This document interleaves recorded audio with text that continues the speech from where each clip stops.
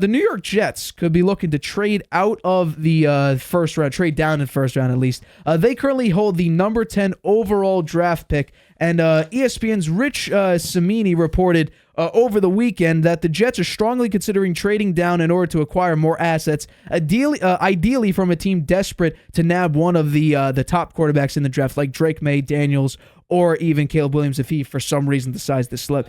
He said, it probably won't happen, but he said, quote, what they'd really like is a trade proposal from a quarterback-needy team, which would allow them to acquire a top 100 pick. A handful of teams behind them, most notably Minnesota at the 11th pick, Broncos at the 12th, or the Raiders at the 13th pick, might be motivated to move up. It'll probably be contingent on the availability of Caleb Williams, Daniels, Drake May, or McCarthy. Problem is, it's unlikely one of them will slip to number 10. The Jets need Bo Nix to get so hot that a team wants to jump in the crowd for him. A team may also covet the Jets' pick as a part of a leapfrog plan to get a higher spot.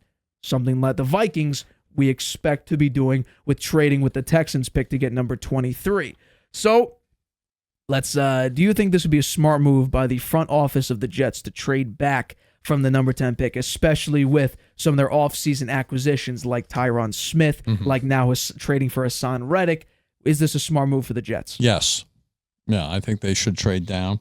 They only have number 10 and number 72, right? They'd like to pick up at least one more player in the top 100, and they could get some foundational pieces if you get 3 players in the top 100. They're all in for this year. I mean, they're going out and picking up all these players that have talent. Some of them are injury prone. Correct. But they're all in. They've got Aaron Rodgers for this year. They're going to try to get deep into the playoffs by picking up a lot of journeyman people that have had good years, and hopefully they've got one really good year left in them. And they're not going to pick a quarterback, that's for sure. They're going to trade down. They're going to have 3 picks in the top 100 and use those to strengthen other holes that they have in both the offense and the defense. In my mind, this would not be a good idea.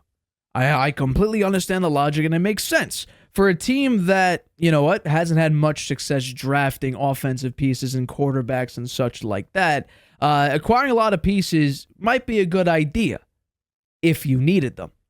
The Jets have literally gone all in. Their defense, their defensive line, Javon Kinlaw, John Franklin Myers, Quinnen Williams, Hassan Reddick, linebackers, C.J. Mosley, Quincy Williams, defensive backs, Sauce Gardner, Chuck Clark, DJ Reed. Their defense is incredible. It was already number 4 last season, and now it could be number 1. I mean, this defense on paper is incredible. And not only that, you also have reserves like Jermaine Johnson and Solomon Thomas, who are not bad at all. Now, they lost Bryce Huff, who was a very, very good part of that defense. But you got Hassan Reddick, who you could argue might be better.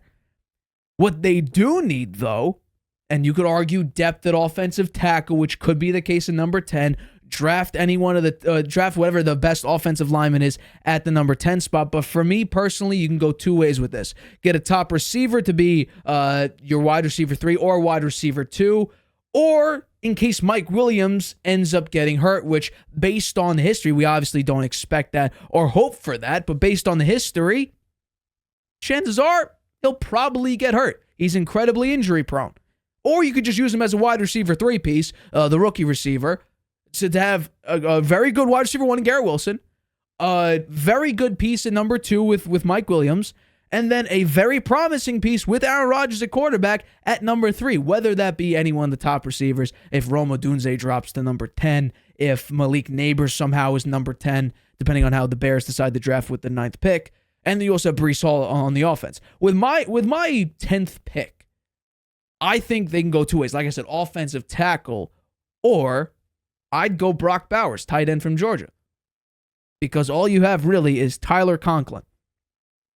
Imagine an offense with Rodgers, Breece Hall, Garrett Wilson, Mike Williams, Tyler Conklin, and offensive line being Tyron Smith, John Simpson, Joe Tippmann, Elijah Vera Tucker, and Morgan Moses.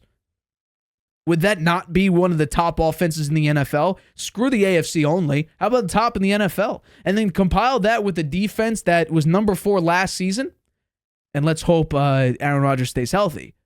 That's why I said when we talked about it, was it last Tuesday or the Friday before last, was this team could seriously compete for the Super Bowl. And I expect a deep playoff run. Because the way the Jets are being built right now is really nothing we've seen, at least for an incredibly long period of time. We haven't seen the Jets decide to basically hit on a lot of pieces. So if you're telling me, and let's say we go with the Brock Bowers pick, that the Jets could have an offense like Aaron Rodgers, with Aaron Rodgers, Breece Hall, Garrett Wilson, Mike Williams, and all these guys stay healthy. That's a big question mark. Tyron Smith, John Simpson, Joe Tippmann, Elijah Vera Tucker, and Morgan Moses. You're telling me that won't be one of the best offenses in the NFL? Well, they never played together, so there's a chemistry aspect to it too. We'll see how they gel. That is true. We'll see how they gel and if they can stay healthy. If they can gel and stay healthy, then you might be right. And then so who do you have them taking at 10 then if they keep the pick? There's two ways they can go. Off the best offensive lineman in the draft, whether it be center, offensive guard, offensive tackle, whatever, because Tyron Smith's only on a 1-year deal, and he's aging as well. Morgan Moses, health could be a little bit of a concern there, because we've seen a lot of the Jets offensive linemen deal with injury problems. You can go that way, or go Brock Bowers, because Tyler Conklin is your, and Tyler Conklin's not horrible, but having a very, very promising tight end like what we've seen with Brock Bowers, I mean, that offense, there's like, who are you going to eliminate in that offense? Mm-hmm. If you eliminate Breece Hall, you have three maybe four very decent to very good offensive receiving weapons. Okay, but what if they traded with the Vikings? Then they would only be one pick down. Okay. Right? And they know the Vikings are going to take a quarterback, so the offensive lineman's going to be there at 11, and they pick up another first-round pick at 23. Why wouldn't they do that? I don't know if you'll get both first-round picks in this draft for the 10th. You're only moving up one spot if you're the Vikings. If you move up, let's say... But their quarterback is there. If their quarterback that they want is there. Right. But and it's likely might be Drake May. Well, here's the thing. The only reason you would trade up is if you think the Broncos and Raiders are going to trade with the Jets. Because the Jets are not going to go quarterback at 10. Aaron Rodgers talk about 2 to 4 more years. No, I don't think they'd go quarterback anyway. Right. That's my... The only reason the Vikings would trade up, or any one of... Well, yeah, it would be the Vikings. The Vikings would trade up is because they're afraid the Raiders and Broncos will trade up into the 10th spot. Yeah. Or even if we're talking about it... It depends on which quarterback is still available, I think. So you're who the quarterbacks are that are available. So let's do this hypothetical. It's only going to be it's probably going to be Drake May, unless the Patriots take him. It would be McCarthy or May most likely. I don't think it's McCarthy because I think the Giants are going to take him. Okay. So then it would be Drake May then would be the quarterback. What we've seen the Vikings say is that they adore Drake May. Yeah. And that's what I said. The only reason you would trade up is if you're afraid the teams behind you are going to beat you to it. Which is what we saw the Jets actually deal with last draft with the Pittsburgh Steelers. They were looking at offensive linemen. The Steelers jumped them, and then they kind of got screwed over. And if the Patriots take a quarterback, then this is all conjecture because then all 4 quarterbacks will be gone. Then you would be stuck with Bo Nix and Michael Penix. That's right. Which even then... I don't think you trade a first round pick for one of those guys. Well, even then... The Broncos literally have nobody. They got Jarrett Stidham for a quarterback. Yeah. The Raiders, Antonio Pierce seems okay with Aiden O'Connell, and even if he's not truly okay with it, they have Gardner Minshew, who wasn't too bad last year. No, he wasn't. He was good. So, if I'm the Jets, I'm staying at 10, unless Jameis Winston's still out there. Oh God! Unless he played well for Sean Payton. Unless you're telling me the Jets, or rather.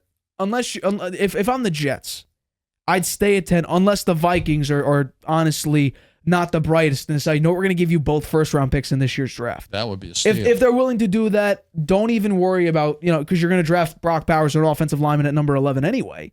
Say, okay, sure, we'll take it. Don't even worry about 2025. Just take whoever you can at that point. So...